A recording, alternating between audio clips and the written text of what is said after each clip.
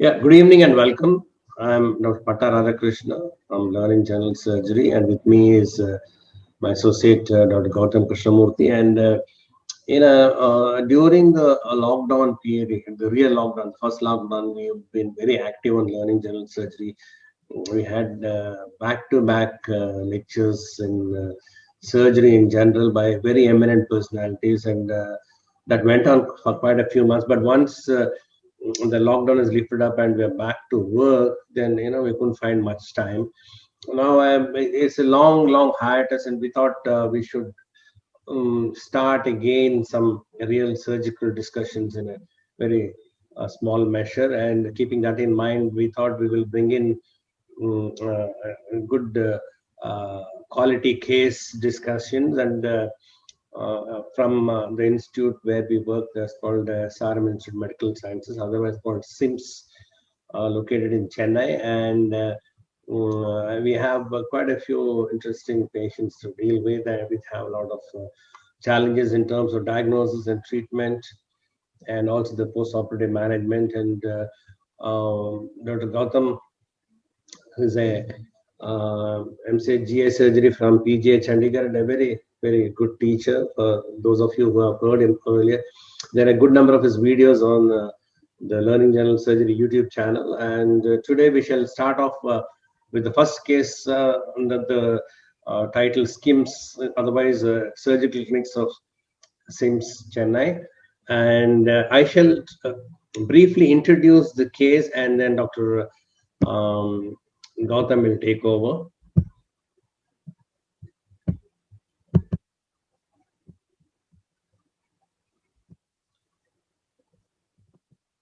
So, friends, the first case for discussion in the series, this we'll be doing every Tuesday at 8 o'clock, and that will take maybe an hour and a half, depending upon how much the interest it means. This is a patient who's a 45-year-old male, fairly well-built, tall gentleman, educated, and working as an engineer in one of the Gulf countries. He is a known case of ileocolic Crohn's disease, been diagnosed long back. We don't have so many details about him. He's been diagnosed the last 25 years, and he's been on irregular treatment. Recently, he was admitted to our emergency department with pain abdomen of 1 month duration, fever 5 to 6 days duration, vomiting of 1 day duration. Now, he is a known case of fistulizing ileochronic Crohn's disease on treatment since 1996. He discontinued the medication from March 2020 for reasons best known to him, and again, for some reason, restarted in December 2020. So between March 2020 and December, he was on no treatment, and we also do not have the details of what treatment he was on earlier. In the past, he had surgery for inguinal hernia and fistular ano in 2012. Now, when we examined him in the emergency, he was afebrile. His pulse was 84 per minute, and his blood pressure is 130 over 80. And in per abdomen, there is an ill-defined tender mass felt in the right iliac fossa area. I'll stop here and I'll ask Gautam to take over, and actually what was his clinical suspicion and how did he go about? Gautam, please.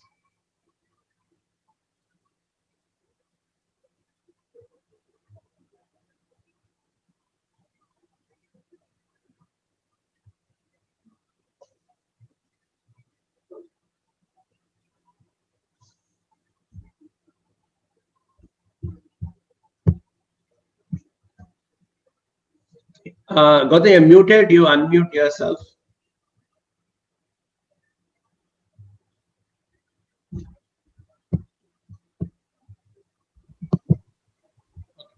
Good afternoon. Good evening. We are starting this new series of case discussions. So today we'll be discussing a case of Crohn's disease, which Sarah briefly spoke about the clinical presentation. I just summarized in one slide just for the timeline. So it started with 1992 symptoms, diagnosed 1995 to 96.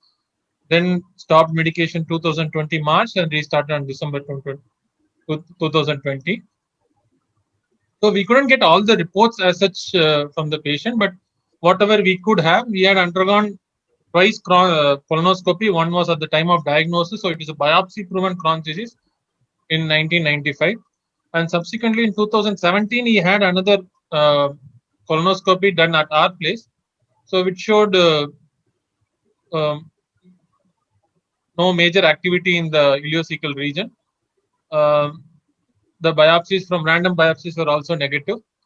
So during the December period when he returned back, so March actually he was in Gulf when he stopped the medicines, and in December when he returned back to India, he came for a regular visit. So during this visit, he didn't have any major complaints as such.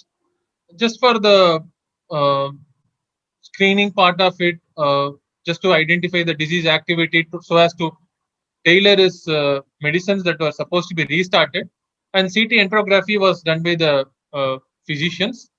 So, which showed features suggestive of ileocecal thickening with luminal stenosis.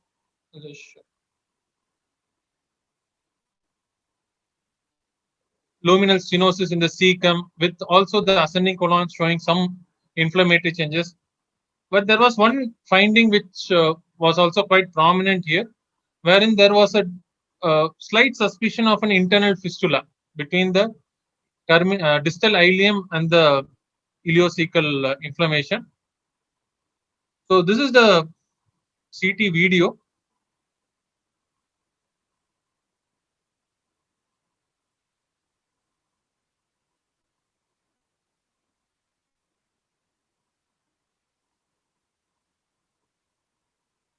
So this is the enterography. I just have taken the venous face of the enterography. We can find the transverse colon, the splenic flexure. They're all of normal bowel wall thickness. The small bowel doesn't show any kind of dilatation.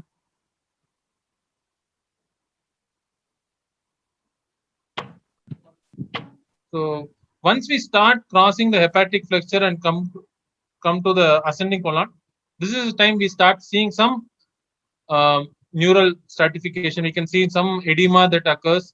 There's a thickening of the ascending colon. Now, at the level of cecum, we can see the inflammatory changes which are spreading into the surrounding fat structures as well. So, this is where the primary disease is localized at the ileocecal junction.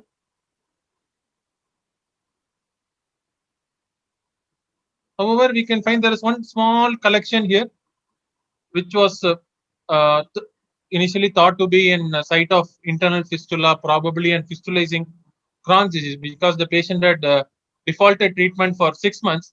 So the initial suspicion was an aggravation of the Crohn's disease, wherein patient has developed an internal fistula.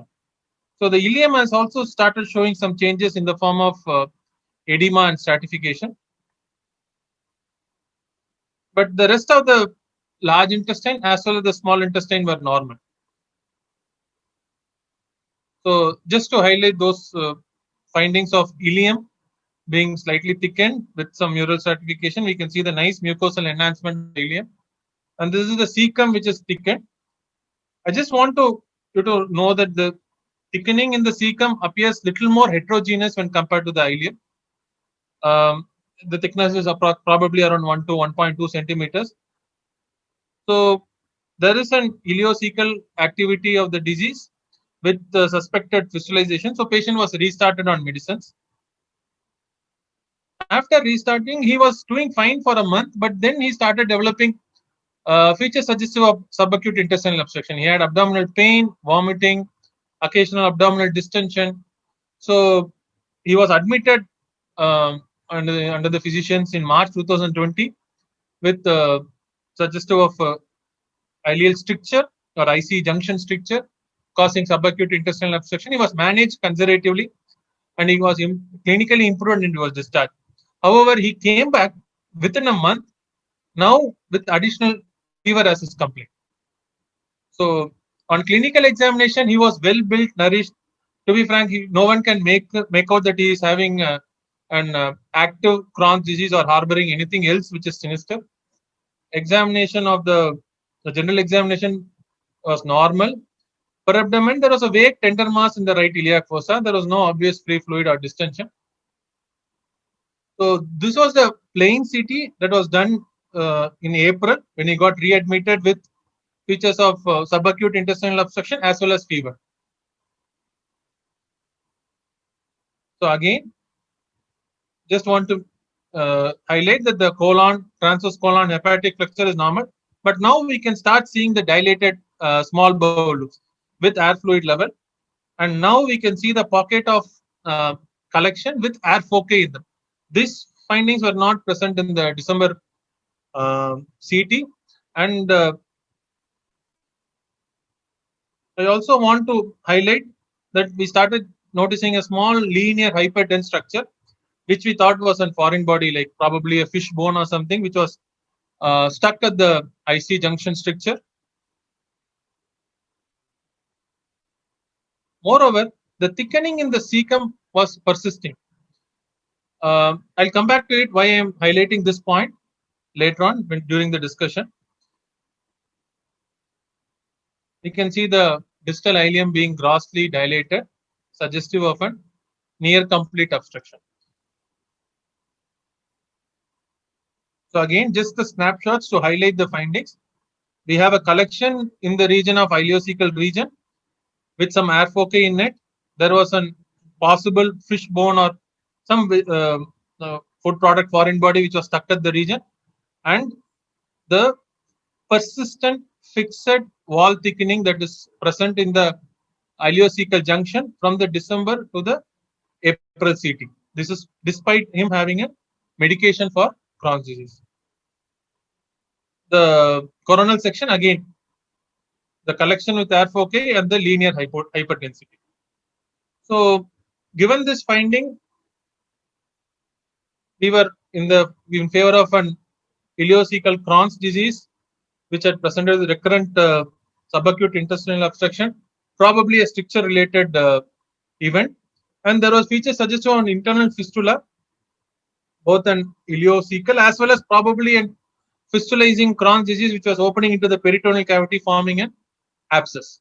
So given the picture, we felt it is better to subject him for surgery, because despite treatment he has been having it, and the subacute intestinal obstruction was preventing him from taking in more medicines for the Crohn's disease. So we explored him. During surgery, we found a ileocecal mass of 6 × 6 centimeters. It looked more an ileocecal along with the creeping fat. So it was entire mass. I'm talking about a 6 × 6 centimeters. There was an abscess cavity which was posterior to the ascending colon, right posterior to the ileocecal mesentery part of it. Distal ileum was adherent to the abscess cavity. There was a complex stricture present in cecum and IC junction. Rest of the small bowel was normal. So this is something which we noticed immediately on opening, that we found nodules over the right paracolic gutter. So just want to orient. The top of the image will be the head end of the patient. The lower one will be the caudal end. Towards the left of the screen is the right side of the patient, and the right of the screen is the midline. So we could find small nodules which were in the right paracolic region, very adjacent to the ileocecal junction. And this was a mass that was being retracted. We could find the ileum which was densely adherent. However, it was not the bowel as such. So in the CT, we felt actually the bowel was fistulizing into the abscess cavity, but during surgery, we found actually the mesentery was guarding from abscess cavity. So we just explored it. We could identify the abscess cavity just posterior to the ascending colon. We drained it. There was around 20 ml pus, and following which we could mobilize everything else, and we did a right hemicolectomy.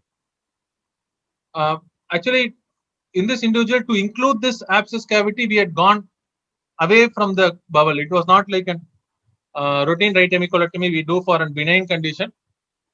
At the same time, we didn't actually think of any other pathology to go on SMA and SMV. So probably it was somewhere in between. So The one on the left side is the gross specimen. The one on the right side is the cut open specimen. We can see fine nodules in the IC junction.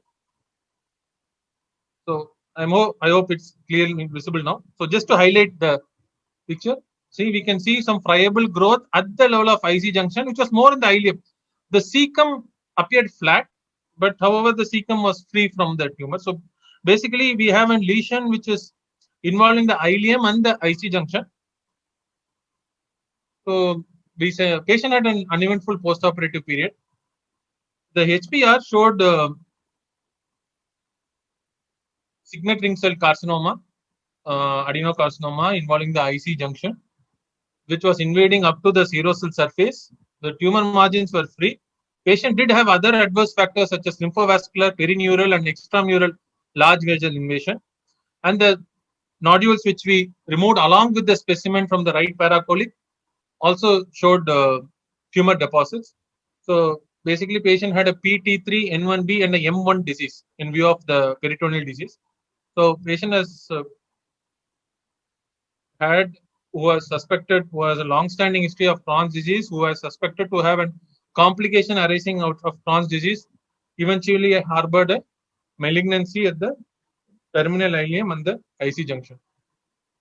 So moving forward, we just wanted to discuss what are the final points that we need to know about small bowel adenocarcinoma in Crohn's disease. So this will be the broad outline that we'll be discussing today. Small bowel malignancy in Crohn's disease. What are the risk factors for development of small bowel malignancy in Crohn's? In what are the scenarios that we would like to suspect malignancy in a patient who is established Crohn's disease? And what are the challenges that we encounter in managing when there are concomitant pathologies? So coming to the epidemiology, Crohn's disease is associated with increased risk of malignancy. I use the term malignancy because not only GI malignancy, they also have an higher risk of hematological malignancies.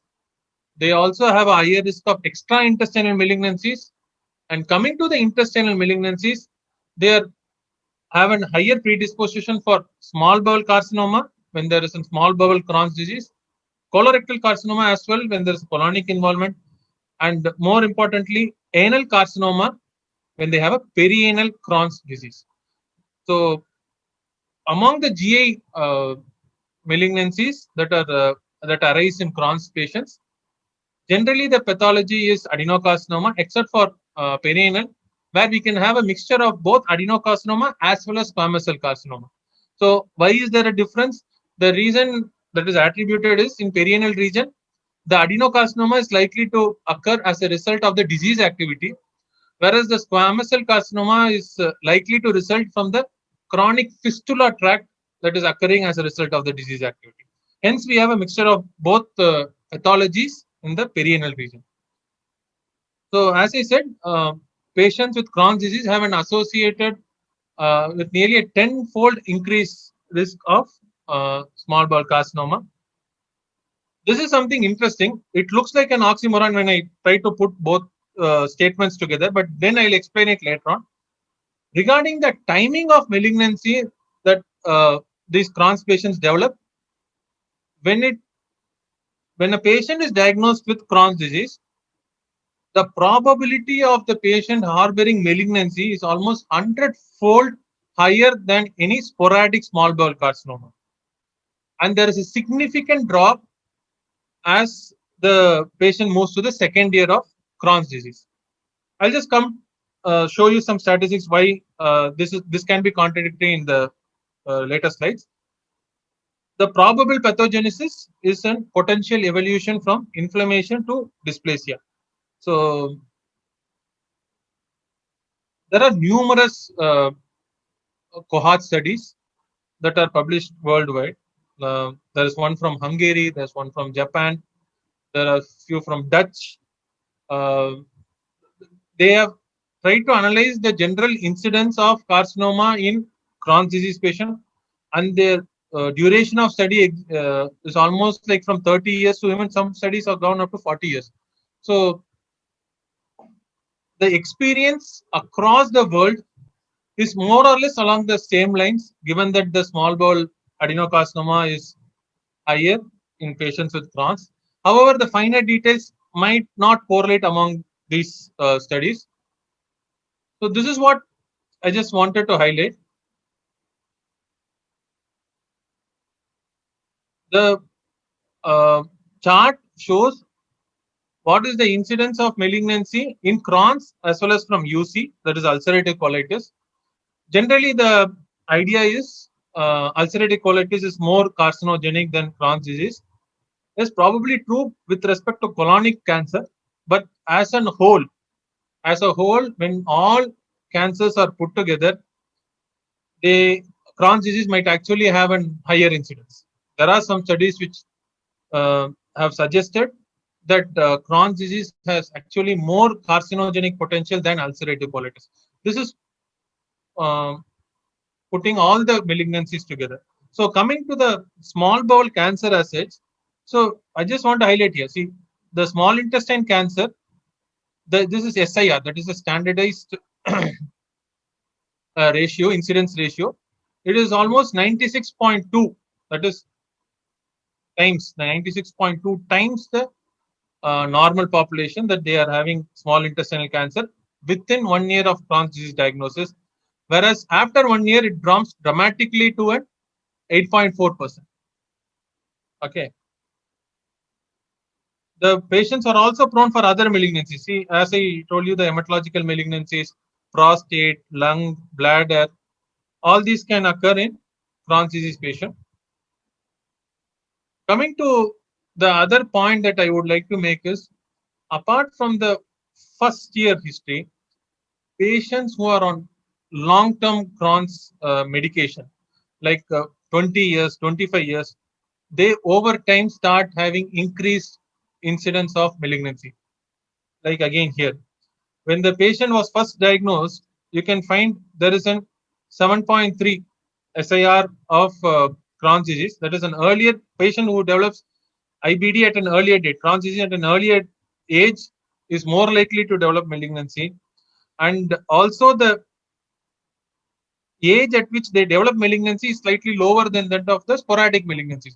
We generally expect a small bowel adenocarcinoma to occur between the age of, say, probably 60 to 65 or above, whereas those patients who develop small bowel carcinoma in Crohn's are likely to have it at an younger age, somewhere between 40 to 45 years.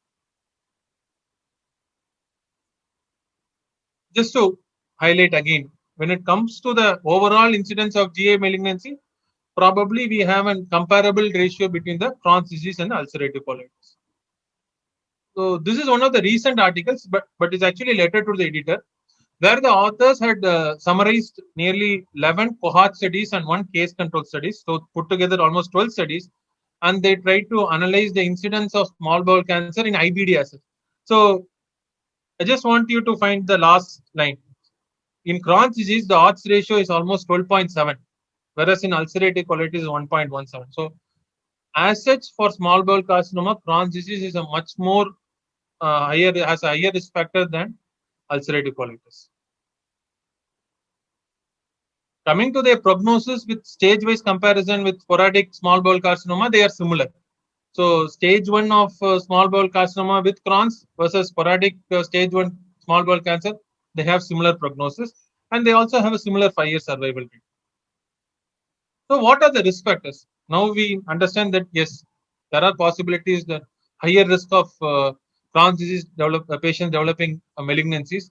So what are the risk factors that we should look for whenever we see a patient with Crohn's? So they can be broadly classified as disease related, patient related, drug related, surgery related, and environmental. So these are actually these risk factors. I have taken it from the ECHO guidelines, which was published in 2014. You can find there are a lot of factors that they are talking about. So with respect to disease related, jejunal and ileal location, more likely, associated strictures, and penetrating disease is more likely to develop lead to malignancy. Coming to patient related, and male young individual is more likely to develop malignancy at a later date.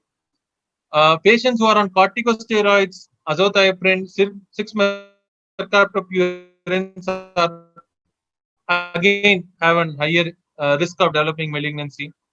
Surgery related, this I just want to highlight. There are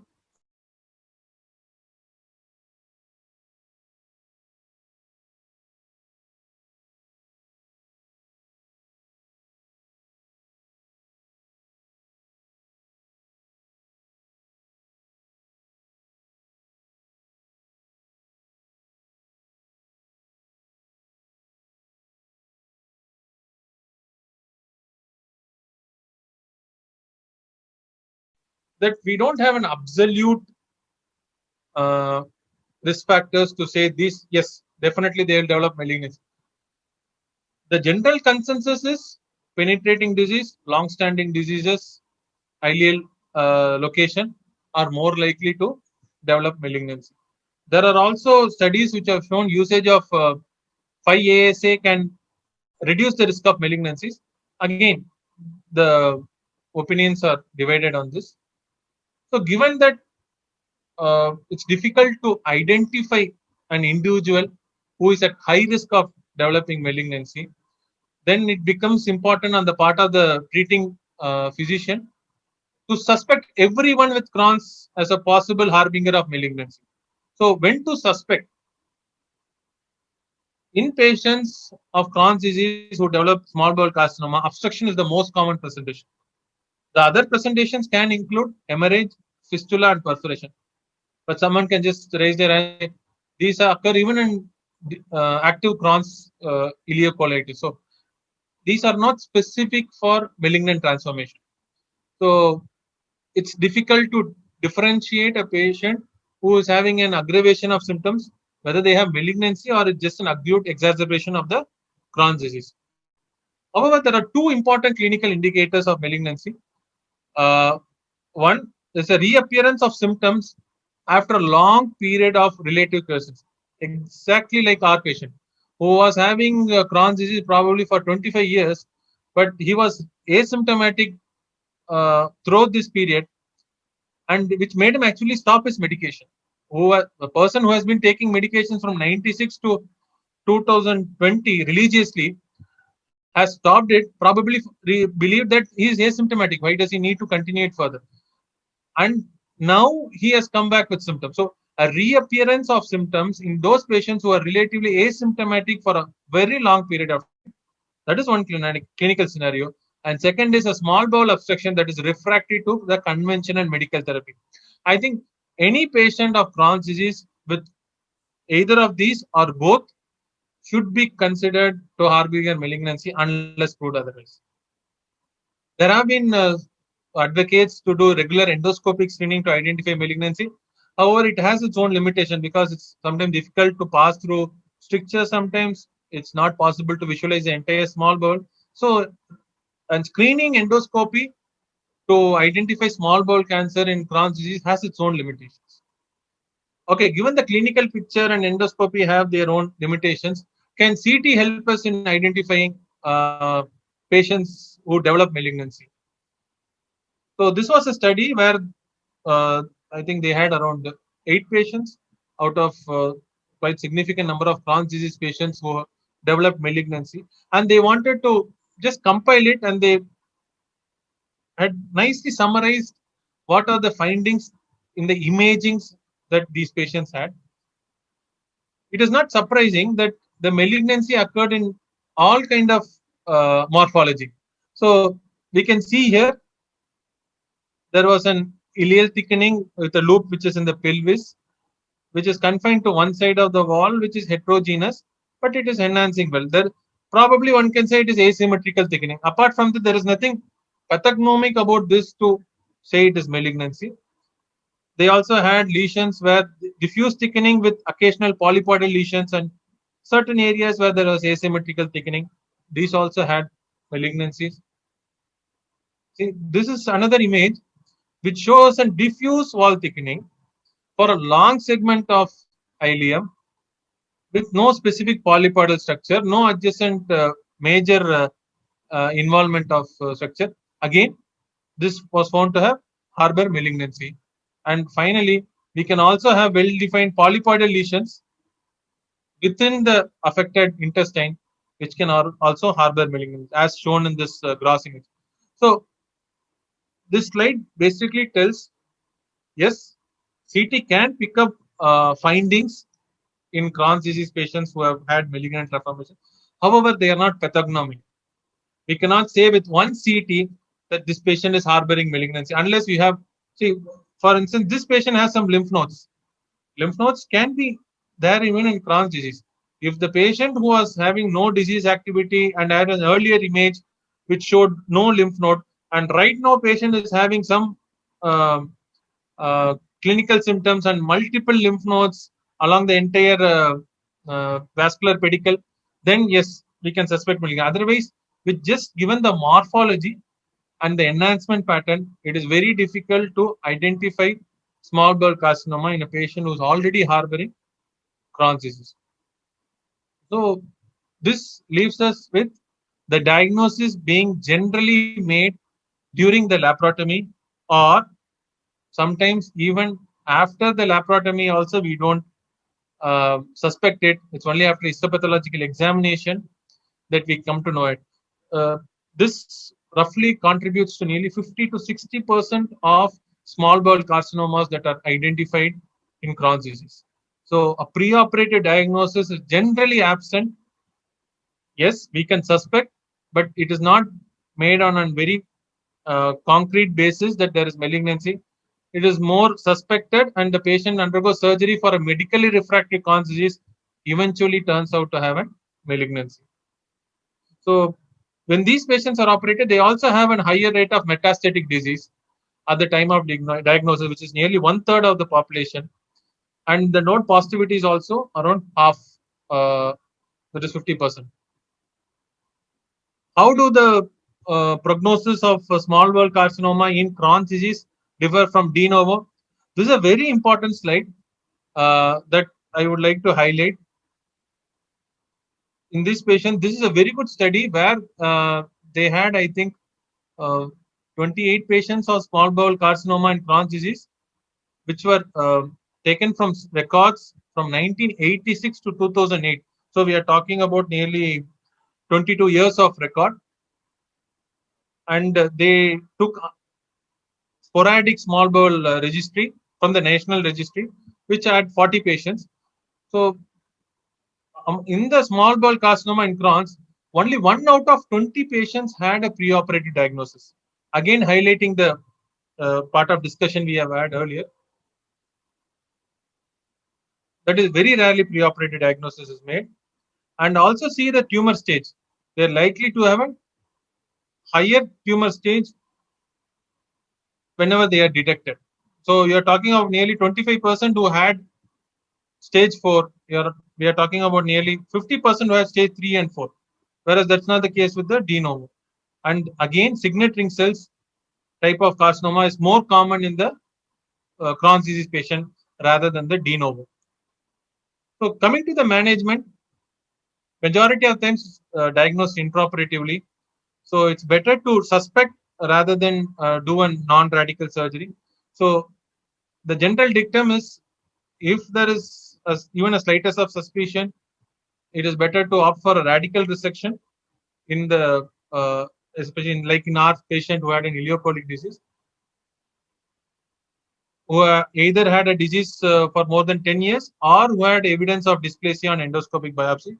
So these patients should have a wide resection of the small bowel along with the corresponding mesentery as well as the lymph nodes.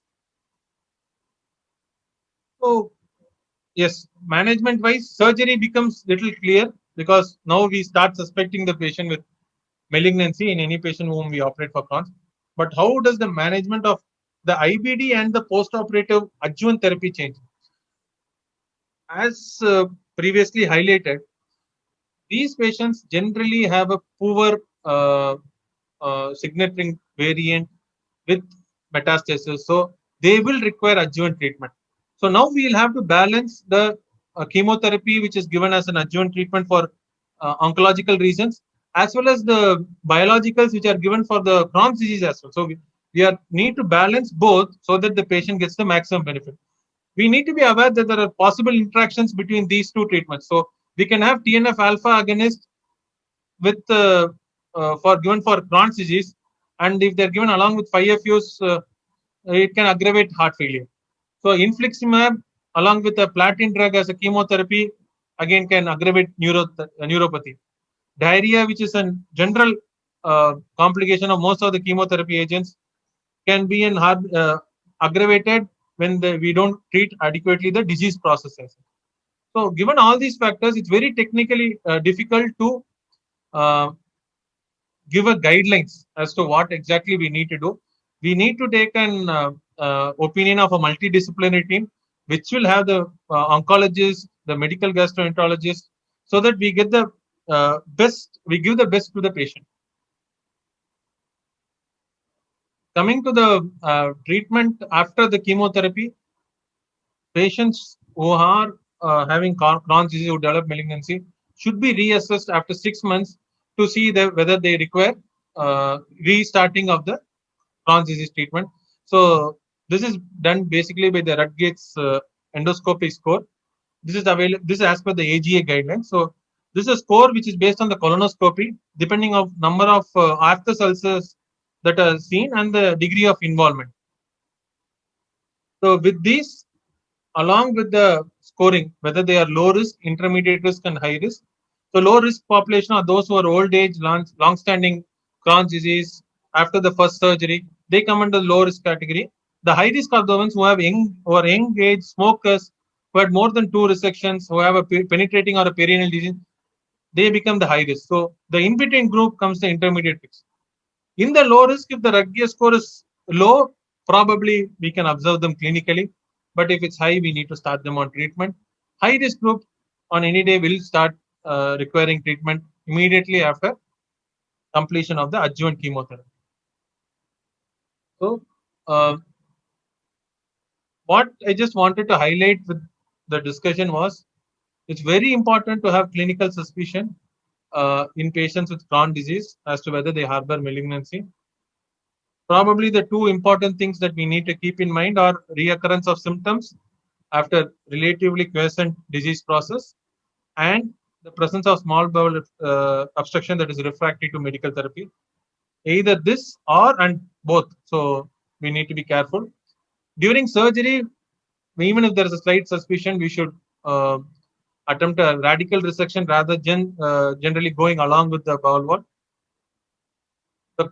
The small bowel carcinoma associated Crohn's generally has a poorer prognosis because they are biologically, histologically more aggressive lesions, and they also have a higher proportion of metastatic disease when they present.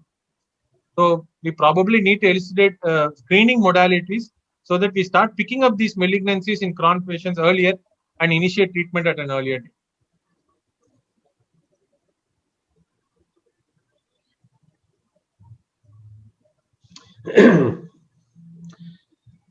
Thank you, sir.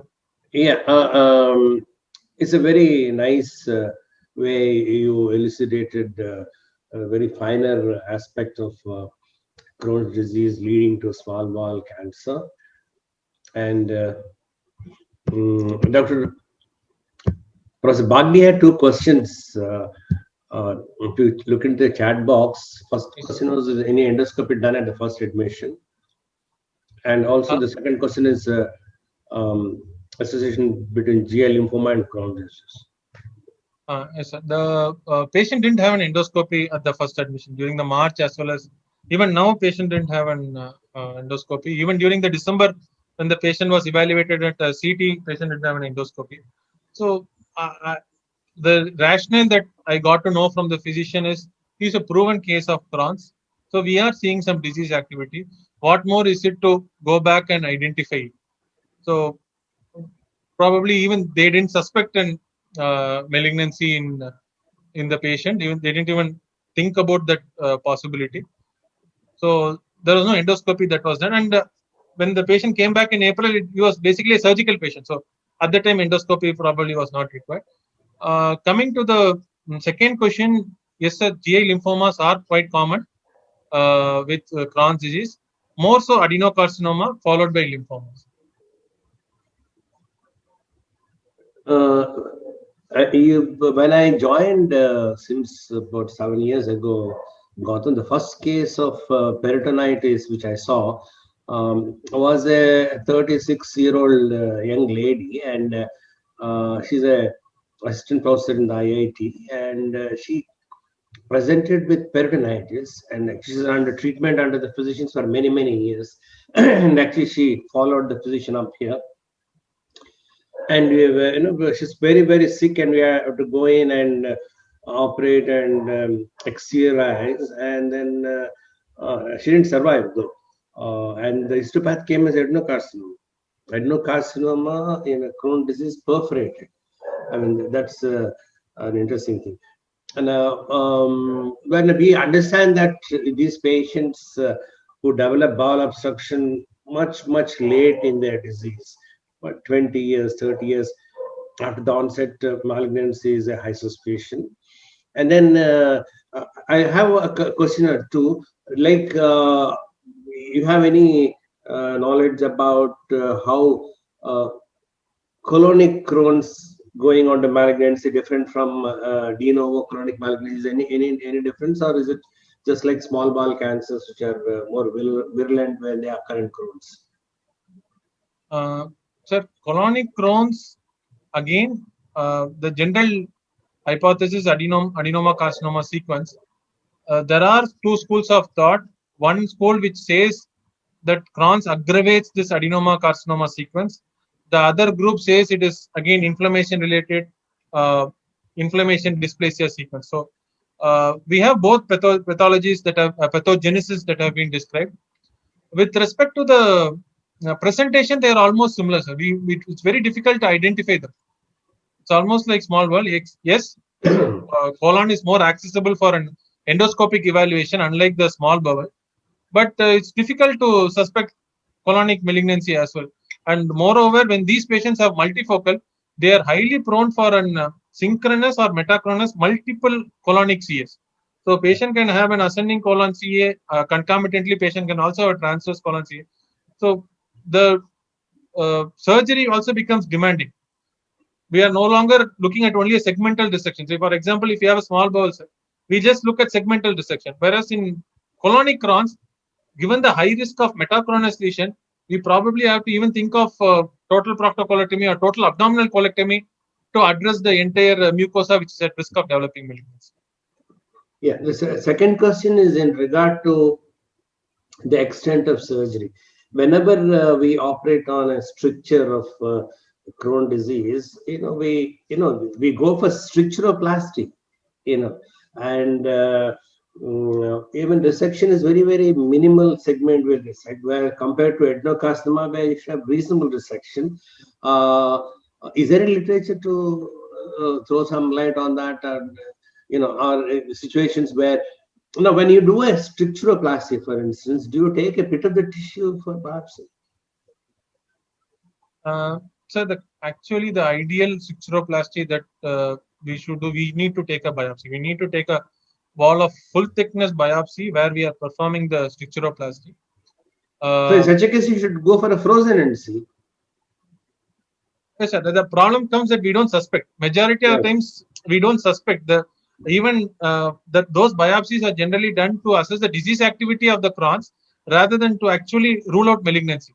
Right. Probably physicians would like to know whether it's active disease, whether we need to continue the active Crohn's management, or just it's a passive stricture that they need not have follow-up treatment.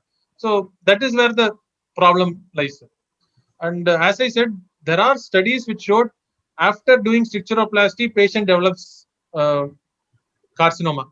It's very difficult to say. Patient might have initially had carcinoma, which was thought to be just a stricture. The bypass segment probably had malignancy. So again, it's difficult to know unless we have done the pathological examination of a resected specimen. Right. No, I have seen quite a lot of patients who under physicians and gastro-physicians who specialize in inflammatory bowel disease. The indication for surgery is only when the patient is pushed to the wall. They go on, even the lumen becomes into a pinhole, they still go on liquid diet and with the hope, with medication, the lumen opens up. Because I think this being a pre-malignant condition, I think we shouldn't stretch too much of going in for, ignoring the strictures for long. What is your take on that? So this is what I wanted to highlight. Like, again, I understand the physician's dilemma in sending a Crohn's patient to a surgeon. We might just remove the bowel. They might think a patient can have recurrent resections. It is basically a medical disease. So why make it surgical? All those things fine. But the reason why I highlighted the two CTs were, I just spoke to our radiologist. Whenever patient is having an obstructive symptom, it can be due to an acute edematous reason why the patient is having acute obstruction, or it can be the chronic stricturous part. What our radiologist feels is, if there is a persistent thickening of the wall of greater than 1 to 1.2 centimeters, he says there's a probability of malignancy that can be there in the patient. So probably in these patients who are having this obstructive symptoms and repeatedly keep presenting to us with the same symptoms, I think it's better to do a serial CT at least, so that we probably can identify this population and subject them to surgery at a earlier date, rather than wait for 1 year, 2 years, go on with the medications. Now, is there any role for PET CT in these patients, which will differentiate between inflammation and malignancy? One, and two is, are there any tumor markers? Unfortunately, there is only one study which had dealt with doing PET CT, trying to detect malignancy in Crohn's disease. Since the incidence is as such very low, they didn't have any statistically significant result. And even Crohn's patients can have some kind of SUV uptake. So it's very difficult to use it as a screening tool to identify malignancy. And with respect to tumor marker, yes, it's a very valid question. With respect to colonic CA, yes, there have been reports which say that CA is more than 3.8. That can probably indicate towards malignancy. But again, small bowel carcinomas need not be CA secreting. So again, we don't have that option to identify small bowel carcinoma in Crohn's disease patients. So these patients don't do very well post-operatively, right? And the prognosis is not very good. Are they subjected to adjuvant treatment? They require the same oncological adjuvant treatment as any patient who is even without, say, even de novo small bowel carcinoma. So, for instance, our patient who had a peritoneal disease along with a poor aggressive histological tumor such as signet ring cell, perineural invasion, he will definitely require adjuvant treatment, probably along with a biological agent as well. But we need to wait for the adjuvant treatment to get completed before restarting him on Crohn's disease patients. The adjuvant treatment is based same as the stage-wise adjuvant treatment that is given in a de novo small bowel carcinoma. So, any questions from the audience? You can kindly unmute, and Dr. Bagdi, if you can please come in and make a comment if you're there. Or anyone else you want to have any clarification or questions, please?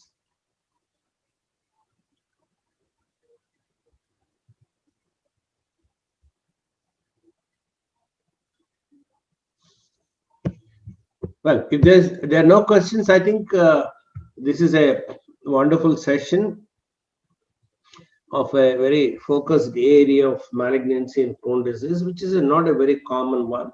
But I thought we should pick up such cases and discuss, so that our awareness increases and we look at these inflammatory bowel diseases at a different eye.